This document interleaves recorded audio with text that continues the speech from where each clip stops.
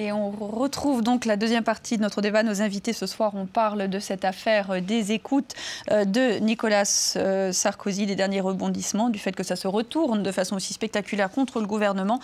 Avec mes invités, Jean-Sébastien Ferjou, qui est directeur de la publication et fondateur d'Atlantico. Avec moi également Alain Gérard Slama, professeur à Sciences Po et chroniqueur au Point, auteur aussi de littérature et politique. Avec moi également Philippe Moreau-Chevrolet, communicant et chroniqueur pour le Nouvel Observateur et le Plus. Bonsoir. Et Jean-Marie Burguburu, président du Conseil national des barreaux, qui est ici pour démêler l'aspect judiciaire de tout ça. On va reprendre tout de suite où nous avions entendu à la fin de la première partie Alain Gérard Slama parler de ce problème qui va au cœur finalement du système français. Jean-Sébastien Ferjou, êtes-vous d'accord ? Je suis assez largement d'accord avec ce que M. Slama nous disait. Il y a un point où peut-être j'aurais une divergence, c'est vous nous disiez qu'il y a une demande de transparence toujours plus grande de la société. Je ne sais pas si ce n'est pas un mouvement qui se produit lui-même, et notamment parce que les progrès techniques permettent maintenant beaucoup plus de choses, et on en est assez largement les victimes, parce que regardez toutes les révélations, et finalement autrement plus graves que celles que tous les épisodes successifs de ces derniers jours, les révélations de Wikileaks, d'Edward Snowden, sur la surveillance qui est mise en place sur l'ensemble des citoyens. Mais quand on est un citoyen et qu'il n'y a pas de relais, parce que personne au gouvernement ne se pose la question. Je me souviens au moment où ces révélations ont été faites, chez Atlantico, on a appelé l'ensemble des ministres concernés, on a appelé les ministres du gouvernement précédent en disant « mais pourquoi vous ne réagissez pas ?» Pourquoi s'il n'y a pas de réaction, de protestation officielle? Mais pour la simple et bonne raison que très probablement, même s'il est difficile d'établir dans quelles circonstances exactement, la France procède exactement au même système de surveillance. Parce que là, ça n'est pas Nicolas Sarkozy, ça n'est pas un avocat, ça n'est même pas des gens dont on soupçonne qu'ils aient pu commettre un délit ou un crime, c'est tout le monde, potentiellement tout le monde, en donnant des moyens de chantage fantastiques. Parce que si vous êtes un chef d'entreprise et que votre concurrent a accès ou qu'un État étranger a accès à l'ensemble de vos conversations, le jour où vous menez une négociation, on aura des éléments pour faire pression sur vous. Donc il y a ce point-là, je pense qu'on est assez largement victime d'un phénomène. Et puis un deuxième point, qui est notre responsabilité à tous, il y a la manière dont nous parlons de ces affaires-là aussi, parce que finalement on se laisse détourner, les juges font leur travail, passons même sur le fait qu'il y ait des dérives, on pourrait aussi parler de sujets politiques qui préoccupe plus peut-être les Français au quotidien, parce que faut arrêter l'angélisme. Il y a un problème de défiance. C'est pas de l'angélisme. Il y a un problème de défiance de la population par rapport aux hommes politiques, dont les hommes politiques sont les premiers responsables, et qui fait que bien sûr, il y a un vide politique sidéral. Les citoyens aujourd'hui demandent que les hommes politiques soient exemplaires. Cette demande d'exemplarité, elle passe par de la transparence. Mais je ne crois pas. Je pense qu'ils demandent qu'ils fassent de la politique. Non, mais l'affaire Taubira, si elle est grave, et si on propose de sa démission, c'est pas parce que son mensonge est grave, c'est parce qu'elle a menti. C'est le fait d'avoir menti qui est important. Elle aurait pu mentir sur le fait qu'elle mangeait des bonbons Haribo en cachette alors qu'elle avait dit que non, c'est pas ça, elle a menti sur autre chose, mais à la limite, le sujet du mensonge, l'objet du mensonge, il n'est pas important. Ce qui est important, c'est qu'elle ment. Et le fait qu'un homme politique mente, soit démenti par le Premier ministre le lendemain, et que tout ça corrobore chez les citoyens l'idée que les hommes politiques mentent, et que même eux qui ont l'air propres, qui ont l'air, etc., honnêtes, mentent, et que la ministre de la Justice mente, c'est ça qui crée un problème. Le mensonge n'a pas encore en France et c'est pas par moi qu'il a aux États-Unis. C'est pas par moins de transparence qu'on réglera ça. On réglera pas ça par moins de transparence. Pardon, mais je pense que vous vous trompez sur l'analyse que vous en faites, parce qu'il y a le mensonge et effectivement, il y a une forme d'amateurisme. Vous-même, vous en parliez tout à l'heure, mais je ne crois pas que ce soit ça que les Français puissent reprocher à Mme Taubira ou à M. Sarkozy ou à d'autres, parce que Marine Le Pen... Mais Philippe, pardon, si je peux aller au bout de mon argument, après j'écouterai votre réponse. Il n'y a pas de repère politique fiable. Mais si je peux aller au bout de mon argument, juste 20 secondes. Marine Le Pen qui fait de la politique, parce qu'elle est dans l'intention politique, je pense qu'elle est tout sauf exemplaire. Je pense qu'on peut lui prêter des tas de mensonges différents. Je pense que le Front National est tout sauf transparent. Et pour autant, le Front National est un mouvement en dynamique, parce qu'elle arrive et face à des hommes politiques qui nous expliquent que face à la Chine, ils ne peuvent pas grand-chose. Face à Mme Merkel. Elle n'a jamais été aux affaires. Oui, elle bénéficie d'une présomption. Quand bien même elle y serait, c'est l'attitude. C'est l'attitude. Regardez quels sont les hommes politiques dont la popularité est la plus grande. Ce sont ceux qui incarnent la volonté. Ce sont ceux qui incarnent l'action. C'est Manuel Valls. Oui, mais là, on est face à un vide du politique et face à des politiques qui, en gros, en général, expliquent qu'ils ne peuvent pas grand-chose, ou pire, dans le cas de ce gouvernement, qui ne voit même plus ce qu'ils pourraient faire. Marine Le Pen, elle est nouvelle, c'est un recours possible, un peu comme Bayrou en 2007 était nouveau. Non, ça serait Marine Le Pen ou autre, c'est pas la transparence qui est en jeu, c'est l'action. Sur cette question du mensonge, Christiane Taubira. Il y a deux choses à dire. La première, ce qui est fâcheux, c'est que Mme Taubira a essayé de cacher quelque chose qu'elle avait le droit de faire. car C'est ça qui est stupide. elle-même, C'est ça qui est dans incroyable. une circulaire de 31 janvier 2014, demande au parquet de faire remonter les informations sur les affaires sensibles. Il n'y a pas de définition légale des affaires sensibles, mais elle demande que ces informations remontent. Par conséquent, nier qu'elle soit informée, c'est craindre que cette information, pour légale qu'elle soit, fasse un scandale politique. Et le scandale est arrivé en cachant quelque chose qu'elle avait le droit de faire.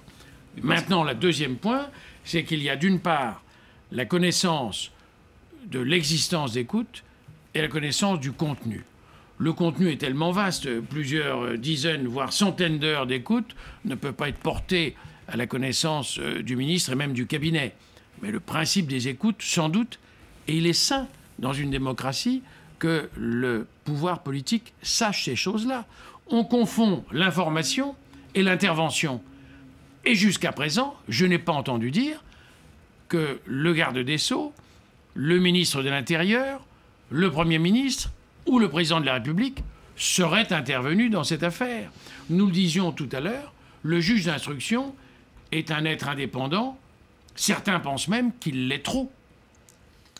Là, on peut comprendre l'erreur de Taubira parce que le gouvernement a le complexe du bon élève. C'est-à-dire que le gouvernement est persuadé qu'en travaillant bien, en étant un bon élève, il finira par être récompensé de ce fait-là. Donc à chaque fois qu'il est attaqué, il ressent ça comme une injustice absolument terrible et c'est panique à bord. Donc on va se justifier par tous les moyens possibles, on passe à la défensive à 180 degrés et on répond, quitte à faire des bêtises. Et c'est ce qu'on a fait dans ce cas-là, selon Et c'est vous. exactement ce qu'a fait Mme Taubira. Et c'est ça qui est grave, c'est le fait de ne pas contrôler sa réaction, sa communication. J'ai envie de faire écho à la remarque de Maître Burguburu en disant que les Français s'accommodent assez du mensonge. Regardez, ils adoraient Chirac. Oui. Bon, Chirac avait la main Oui, mais dans le il faut pot de être confiture. séduisant dans le mensonge. Et voilà. Le gouvernement Et n'est pas voilà. séduisant. Il a été Justement, maladroit. Si Voilà. je peux aller jusqu'au bout. C'est peut-être cynique, Si mais je c'est peux aller vrai. jusqu'au bout. Vous avez raison, non, monsieur non, Slaman. non, c'est pas ça. Ce que je veux dire, c'est qu'ils détestent l'hypocrisie. L'hypocrisie, c'est celui qui a la main dans le pot de confiture, mais qui dit c'est dans l'intérêt général, c'est pour le bien de tous. Ou, voyez, bon, ou si c'est une manière de ne pas accepter d'engager sa responsabilité. Et regardez comme il sanctionne justement François Hollande, qui est plutôt dans l'hypocrisie. Je ne veux pas être méchant avec lui, mais c'est vrai qu'il fut étudiant à Sciences Po il y a quelques aussi. années. Professeur aussi. Où je l'ai eu comme, oui. Et donc, il est plutôt dans l'hypocrisie que dans le mensonge. Et Taubira, elle était dans le mensonge. C'est pour ça que on peut imaginer que les Français s'en Lui pardonnent. accommodent. Jean-Sébastien Ferjou, vous êtes d'accord? Le mensonge de Christiane Taubira relève finalement de la maladresse plus qu'autre chose et il faudrait lui pardonner. Effectivement, c'est toujours dommage quand même de la part de personnalités politiques quand ils sont pris la main. Parce que sinon, une fois qu'on l'a vu, qu'on sache qu'ils mentent de manière générale, oui, tout le monde ment, nous aussi on ment, enfin, à commencer par même des écoutes, on peut mentir à son avocat, qu'on soit écouté, ou qu'on ne soit pas écouté. Mais non, mais tout le monde peut avoir un C'est rapport à surtout la une immense réalité. maladresse, pardon. Mais bien sûr, c'est Nier une maladresse. quelque chose qu'elle avait le droit de faire, de Mais connaître. Mais C'est ça. profondément, je pense que là, le résultat des municipales ou celui des européennes ensuite, il aura à voir avec la politique, enfin avec ce qui affecte le quotidien des Français. Encore une fois, on peut en parler là, nous, pendant des heures, et c'est vrai que c'est assez fascinant, et puis que plus on s'y intéresse, et d'une certaine manière, plus on a envie de s'y intéresser, mais je pense que les gens dans la rue, et pas forcément les gens si éloignés que ça de nos mieux, ils considèrent que voilà, c'est un espèce de tourbillon qui n'apporte pas grand-chose, parce que, encore une fois, le gouvernement, ce que les Français peuvent avoir à lui reprocher, ça n'est peut-être pas qu'il mente ou qu'il soit maladroit dans sa communication, c'est essentiellement que sa politique ne porte pas ses fruits. Encore une fois, c'est en plus de ça qu'il donne l'impression de ne pas savoir où aller. Oui, mais il faut parler aux Français. Il ne leur parle pas aux Français. Il parle aux On est journalistes. d'accord. Il parle à vous. C'est-à-dire qu'il fait une conférence de presse. Il Non, François Hollande n'envoie pas de texto. Non, mais pas à vous en particulier, mais enfin, j'espère que si de temps en temps. Mais il vous fait des sourires. Hein, il vous parle pendant 2h30. C'est des discours à la Fidel Castro. Mais dans un décor, d'ailleurs, vous avez vu. Dans un décorum qui le sert plutôt d'un archaïsme monarchique Oui, mais en même temps, démentiel. pour une fois, Les il est conférences de président. presse de Quand il François vous parle, Hollande, il est c'est président. dément. non. Au moins, quand Enfin, il ou vous celle parle de du Nicolas président. Sarkozy, peu importe. Oui, mais il incarne la fonction quand il vous parle. Au moins, il a le décorum autour. C'est pas mal, ça. Mais le problème, c'est que ça parle pas aux Français. Il vous parle à vous, qui allez parler ensuite aux Français. Et comme vous n'êtes pas forcément d'accord avec lui, vous n'allez pas forcément prendre son message pour le donner aux Français tel quel. Vous allez le discuter, le Il déformer. est très difficile de parler aux Français actuellement parce que les vous pouvez faire 50 une émission milliards pour leur expliquer ce d'économies qui se passe. dont la France a impérativement besoin se feront nécessairement avec encore des restrictions provisoires d'emploi pour repartir. Les économies, c'est également des fonctionnaires en moins, ce sont des crédits en moins pour ensuite rebondir. Et c'est ça la difficulté. Et pourtant, c'est impératif. Et si je puis me permettre sur ce point-là, d'ailleurs, sur les milliards d'économies, il y a des mensonges quand même bien pires que ceux de Madame Taubira, et où pour le coup, les médias, et regardons notre responsabilité à nous aussi, parce que c'est un peu plus de travail, que ça demande un peu plus de culture économique, que ça demande un peu plus de temps, mais il suffit de lire les annexes du projet de loi de finances 2013, par exemple, de regarder qu'on nous dit, François Hollande nous avait déjà annoncé l'année dernière qu'il ferait 50 milliards d'euros d'économies. Manifestement, elles ont, si on en croit justement les 10 documents, augmenté, si je me souviens bien, de 26 milliards d'euros en un an. Donc d'ici à ce qu'on trouve 50 milliards, on en est loin. Et ces mensonges-là, l'insincérité budgétaire, parce que vous savez que c'est terrible sur le budget, ce sont des mensonges beaucoup plus graves. C'est que les gouvernements successifs cachent les déficits, parce que pour masquer les chiffres, il y a des moments où on dit tiens, telle part de budget, je vais l'attribuer à autre chose, et puis le gouvernement d'après, il ne se souvient même pas que ça a été fait, parce qu'il n'était pas au courant. Donc il ne le compte même plus. Et quand on regarde, mais lisons les rapports de la Cour des comptes pour le coup. Enfin, il y a beaucoup plus de mensonges graves pour le quotidien des Français dans ce genre de documents qu'il n'y en a dans, j'ai l'impression, les polémiques dont nous parlons tous ces jours-ci. Les chiffres mentent plus que les lettres. Il y a une demi-vérité qui est Les chiffres ne mentent pas, mais l'interprétation qu'on en fait, oui. Il y a une demi-vérité qui est encore plus embarrassante, c'est que quand on regarde ce qui peut vraiment être changé d'une élection à l'autre, 97% du budget est reconduit. Donc en réalité, dans une élection, on se bat pour 3% du budget. Mais ne disons pas ça non plus, parce que dans ce cas-là, on n'a qu'à faire comme la Belgique et renoncer à un gouvernement. Oui, mais vous comprenez qu'en disant ça, on alimente, on accrédite l'idée que le politique n'existe pas. Non, ça ne veut pas dire qu'il ne faut pas se battre pour les 3%, mais il y a une masse intangible, en particulier en France, qui est reconduite d'année d'exercice en exercice. C'est obligatoire. Non, c'est plus complexe que ça. Oui, non, je voulais simplement observer que les comptables parlent de la sincérité des comptes et non pas de la transparence. Et je vous ai parlé de l'insincérité des comptes de la nation, où on est à un degré... Sincérité, non pas de leur exactitude. De la sincérité des comptes. Or, là, on triche beaucoup, ça c'est vrai. Et on triche aussi beaucoup sur le choix des politiques économiques. On nous raconte qu'on est en pleine social-démocratie, dans un contexte politique où il n'y a pas de partenaires avec lesquels discuter pour pouvoir élaborer des projets et des engagements de la part des partenaires sociaux à long terme. On est effectivement dans un cas de figure où on invente jour après jour une rupture dans la politique de François Hollande que je vois pas très bien. Et de toute façon, quand bien même nous serions en pleine social-démocratie, c'est au moment où la plupart des autres pays ne sont plus sociodémocrates, pas même l'Allemagne, et sont plutôt, disons, de gauche, tout bêtement, hein, de gauche sociale, ce qui n'est pas la même chose. Donc on vit actuellement, la France vit dans une espèce de comédie tout à fait étrange. Elle se raconte énormément d'histoires et elle se focalise vraiment sur des problèmes dont je disais tout à l'heure, qui sont vulgaires et subalternes, qui ne devraient pas détourner l'attention de l'essentiel dont vous venez de parler. Les écoutes ne sont pas complètement subalternes quand même. Si on revient bien sûr, un peu au sujet qui nous réunit, La pratique de développement des écoutes, facilitée par une technique qui les rend extrêmement faciles à organiser, cette technique est quand même contraire aux libertés démocratiques. Elle ne devrait être réservée qu'au grand banditisme, à la lutte contre le terrorisme, bien sûr. À la sauvegarde de la sûreté de l'État. Ce sont trois motifs pour lesquels on peut et on doit avoir besoin de recours à des méthodes sophistiquées, de longue durée et en profondeur. Pour des infractions, somme toute, j'allais dire, je ne dis pas qu'elles sont négligeables, mais de nature financière, qui n'ont jamais de connexion avec le grand banditisme, ce sont des moyens que les juristes peuvent qualifier de disproportionnés. Donc vous parliez tout à l'heure de dérive. Qui est responsable de cette dérive? Qu'est-ce qui est responsable? Pourquoi ces dérives? Alors, les juges d'instruction ont les textes à leur disposition qui leur permettent de faire cela, mais ces textes, ce sont les textes de loi votés par le Parlement. Ce sont les décrets pris par les gouvernements successifs, mais là, on touche aussi à la manie française, de faire trop de lois. Et vous le savez, les lois inutiles affaiblissent les lois nécessaires. Nous en sommes là. Moins de lois, des codes qui grossissent d'année en année. Et par conséquent, les juges piochent dedans. Mais ils ont parfois du mal à s'y retrouver. Les juges et les avocats ont du mal à s'y retrouver. On vit surtout, on vit surtout de l'illusion que le salut appartient aux gens qui n'ont rien à cacher. Benoît Hamon voilà. cette semaine, qui a dit que ceux qui n'avaient rien à se reprocher pouvaient accepter l'idée d'être écoutés. C'est un argument des républicains américains pour justifier la surveillance, le renforcement de la surveillance d'État. Je pense qu'il se joue je pense justement qu'il se joue quelque chose de nouveau par rapport à ça. On ne peut que souscrire à ce que vous disiez sur les principes et sur effectivement ces espèces de lois inutiles qui complexifient la réalité des choses. Mais après, je pense qu'il y a quelque chose d'un peu plus pragmatique, qui est qu'on est tous dans une phase d'apprentissage. Il y a des nouveaux moyens.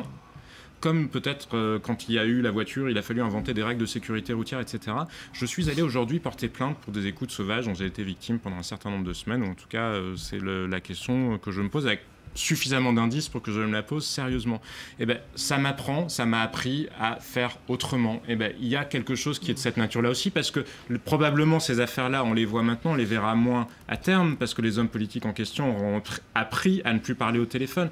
Mais c'est vrai que ce soit les juges, les politiques ou l'ensemble, enfin, ou nous tous, puisqu'on est contraints de vivre avec des moyens techniques, et en plus de ça, un État, parce qu'on n'est pas loin de Big Brother, ça paraît grandiloquent, mais dans la réalité, quand on y est confronté, on s'en rend compte, il y a des caméras partout dans Paris, vous êtes géolocalisé. La géolocalisation. Exactement, on ne se rend pas compte parce que quand effectivement, comme les innocents, comme M. Hamon, qui n'ont rien à se reprocher, jamais ne mesurent pas l'ampleur de ces moyens de pression quand vous pouvez, pas pour de mauvaises intentions, simplement quand vous devez vous cacher de gens mal intentionnés. Il y a des particuliers qui l'utilisent. Et cet apprentissage-là, on n'en est pas à bout. Qui utilisent ce type de technique. En Grande-Bretagne, des journaux ont été condamnés pour avoir utilisé des écoutes sauvages de stars. C'était plus rudimentaire, ils écoutaient les répondeurs. Oui, mais ils ont piraté des lignes téléphoniques. Concrètement, ça s'appelle comme ça. Ils faisaient des écoutes sauvages de portable à portable pour les stars ou la famille royale britannique, qui étaient après servaient à alimenter des papiers. Donc le problème, c'est que ça devient des techniques accessibles à n'importe comment. En France, c'est pas compliqué. Si je connais votre date de naissance, à la vie privée, prévue par l'article 9 du Code civil. C'est un grand principe en France qui n'existe pas dans tous les pays. C'est le droit au respect de la vie privée. C'est encore autre chose, c'est voisin du sujet que nous traitons, mais le droit au respect de la vie privée est un principe également dont l'infraction est réprimée. L'atteinte à la vie privée, c'est mais qu'est-ce que la vie privée mais maître, qu'est-ce que la vie privée? J'ai un exemple très concret. Voilà. Qu'est-ce que puisque je suis condamné cette semaine, pour une phrase, pour une phrase justement où on entendait M. Buisson discuter avec un autre conseiller de Nicolas Sarkozy et dire, on est en plein dans le sujet, il faudra vite briefer le nouveau secrétaire général de l'Élysée parce que Claude Guéant, qui était le précédent, lui savait y faire avec les juges. Et puis c'est dommage qu'on n'a pas eu la peau de Michel Mercier, qui était le garde des Sceaux précédent, parce que lui était trop gentil avec les juges.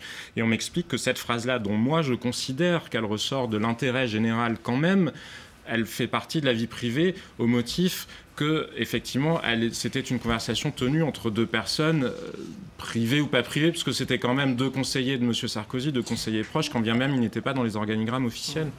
Ça tient au moyen de captation. Alain Gérard-Slamin. Oui, mais on rentre dans des... Ça ne m'a pas échappé. Puisqu'on fait la liste des principes qui sont violés au nom de la transparence, il y en a un également qui est fondamental, qui est le renversement de la charge de la preuve. Quand aujourd'hui, de plus en plus, c'est à moi, si je suis accusé, de démontrer que je suis innocent, et non pas à celui qui m'accuse de démontrer que je suis coupable. On est de plus en plus dans cette logique-là. Et évidemment, oui. Pour Nicolas Sarkozy en particulier, peut-être. Mais évidemment. Mais on entre exactement dans le même mode de raisonnement. Il faut... C'est à lui de démontrer qu'il est innocent. Non, je suis désolé. C'est à celui qui m'accuse de démontrer que je suis coupable. On est dans un débat politique public dans lequel il doit se défendre parce qu'il a des comptes à rendre. Bien sûr, mais ça arrive à ébrécher, ça aboutit à ébrécher évidemment le principe de la présomption d'innocence. Mais ça tout repose sur la confiance. Quand vous disiez tout à l'heure, les gens, on ne devrait pas parler de toutes ces affaires-là. En fait, c'est parce que les gens ont un problème de confiance dans leurs élites. Ce problème-là, il est fondamental pour le vote FN et pour tout le scrutin à venir. C'est un truc important. La prescription qui est de plus en plus contournée. contourner, qui était aussi protection de liberté. Cachée, on a réussi Voilà. à repousser les limites Non, de la exactement. prescription. Et il y a aussi un c'est autre une bonne point chose. qui montre quand même, il y a l'argument économique que vous avez évoqué qui est très important pour étendre justement le processus, la multiplication des lois préventives. Il faut que je coûte le moins possible à la société en termes de risque, en termes de danger pour les autres. Mais il y a aussi même la fabrication du droit. J'ai le rapport sur le conflit d'intérêts qui légitime la fonction du donneur d'alerte et le protège même.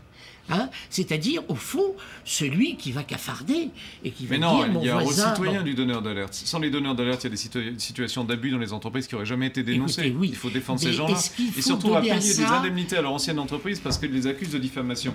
Oui. Bon, ça fait peut-être la fortune des avocats, mais ça ne fait pas la fortune du droit, en Oui, général. Il faut donner à fortune ça des avocats, la je plaisante. protection. Il faut donner aux Non, mais il faut protéger les lanceurs d'alerte, absolument. Pourquoi on ne les protégerait pas? La protection de la Les loi. journaux sont des lanceurs d'alerte, les citoyens aussi peuvent l'être dans la démocratie Oui, numérique mais d'aujourd'hui, c'est Vous possible. voyez bien ce qu'il y a de pervers dans ce mode de raisonnement. Non, c'est Je juste une suis un nouveauté. Là, lanceur je d'alerte. rejoins Snowden est un lanceur Jean-Sébastien d'alerte. Ferjou. C'est une Et nouveauté vous qu'il faut voyez les apprendre et dangers pour les apprivoiser. relations internationales. Mais non, c'est une nouveauté qu'il faut apprendre et apprivoiser. Il y a des lanceurs d'alerte qui peuvent être des particuliers. Il n'y a pas seulement les journalistes, il n'y a pas seulement les élites qui peuvent donner des informations. Il y a le citoyen de base. Il faut le protéger aussi. Ils seront Il faut le d'autant plus protéger aussi. efficaces qu'ils seront davantage responsables. Et si on Mais les les- protège, les- on les les déresponsabilise. citoyens Non, sont parce des- que c'est plus complexe que ça. Il y a- Parce que le lanceur d'alerte, il est là, il apporte des éléments d'information, on peut le protéger, mais après, ça n'est pas lui qui prend la décision. Regardez sur Edward Snowden, malgré tout l'état de surveillance, on en a découvert l'ampleur à cette occasion-là. Et c'est La un conflit de sujet... génération, là, c'est très net. Conflit de Non, génération, mais c'est pas un c'est- conflit, c'est une oui, incompréhension. Mais culturel. ça peut se Oui, résoudre par mais le c'est ça, dialogue. Ça peut se résoudre par le Et un dialogue. rappel réussi, aussi des nombreuses pistes finalement que ce n'est débat pas une soulève. invitation à Ces faire débats, n'importe ces quoi. affaires Je vais y soulèvent. réfléchir. Merci infiniment mes invités d'avoir été avec nous ce soir pour parler de cette histoire des écoutes et de tout ce qu'elle veut dire ici en France. Jean-Sébastien Ferjou, Alain-Gérard Slama, Philippe Moreau-Chevrelet et Jean-Marie Burgueberus. Sans vous, on n'aurait pas pu démêler tout le Merci. côté toujours judiciaire avoir de un cette avocat affaire. avec soi, Très c'est important d'avoir un indispensable. avocat Plusieurs, avec même, soi. plusieurs. Merci infiniment d'avoir été Merci avec bien. nous. On retrouve tout de suite Karim Yayaoui pour voir ce que ça donne sur le net ce soir. J'imagine qu'on s'y intéresse beaucoup. Alors on parle beaucoup encore de cette affaire des écoutes avec finalement Christiane Taubira qui a chassé Nicolas Sarkozy à la une des sites d'information. Alors ici c'est le site de l'Opinion qui explique que Christiane Taubira est au cœur de la tourmente. Alors autre journal, Le Figaro, évoque une icône fragilisée. Elle est dans la ligne de mire de la droite, mais cette fois-ci, elle s'est mise un petit peu toute seule dans cette situation difficile en allant annoncer au journal de 20h qu'elle n'était pas au courant de ses écoutes. Alors, évidemment, à droite, sur les réseaux sociaux, c'est un petit peu la contre-attaque, en quelque sorte. Il y a énormément de tweets, notamment celui-ci d'Éric Ciotti, un proche de François Fillon. Ils sont nombreux à évoquer l'affaire Cahuzac. Taubira, comme Cahuzac, ose le mensonge devant des millions de Français. Elle doit s'expliquer après les révélations du Canard enchaîné. Exactement la même tonalité chez Hervé Morin, l'ancien ministre centriste de Nicolas Sarkozy. Cahuzac, Taubira, même mensonge, même combat, même conséquence, la démission. Alors là, il n'y a pas vraiment de subtilité dans ce tweet. Et puis même Michel Alliot-Marie, qui ne va pas tarder à être critiqué sur les réseaux sociaux, a eu cette phrase: c'est grave pour un ministre de mentir. Certains lui rappellent implicitement ce mensonge lorsqu'elle avait expliqué qu'elle n'avait pas été en contact avec Ben Ali pendant cette révolution tunisienne. Et même les journalistes font le parallèle avec l'affaire Cahuzac. Ici, c'est un journaliste du Point, spécialiste des médias, Emmanuel Beretta, qui dit avec beaucoup d'ironie: rendez-nous Cahuzac, au moins lui, il a tenu 4 mois les yeux dans les yeux. Et puis vous en doutez, Jean-François Copé était en première ligne pour critiquer Christiane Taubira et demander sa démission, mais c'est surtout cette petite erreur sur le site d'e-télévision qui a fait beaucoup rire les internautes. On a beaucoup partagé cette image. Kev Adams, acteur, le mauvais synthé. Alors Kev Adams, c'est un comique de 22 ans qui Adoré ressemble... des adolescents. Exactement, le voici à droite pendant un selfie lors des Césars. Exactement. Alors si à droite, Karim, on crie au scandale d'État, à gauche, on parle plutôt de diversion. Alors c'est en substance ce qu'explique Jean-Jacques Urvoas, le député PS du Finistère, sur son blog.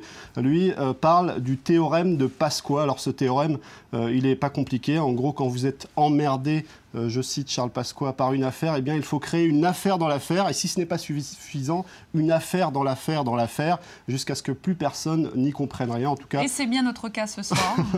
en tout cas, d'après Jean-Jacques Urvoas, c'est la stratégie qui a été mise en place.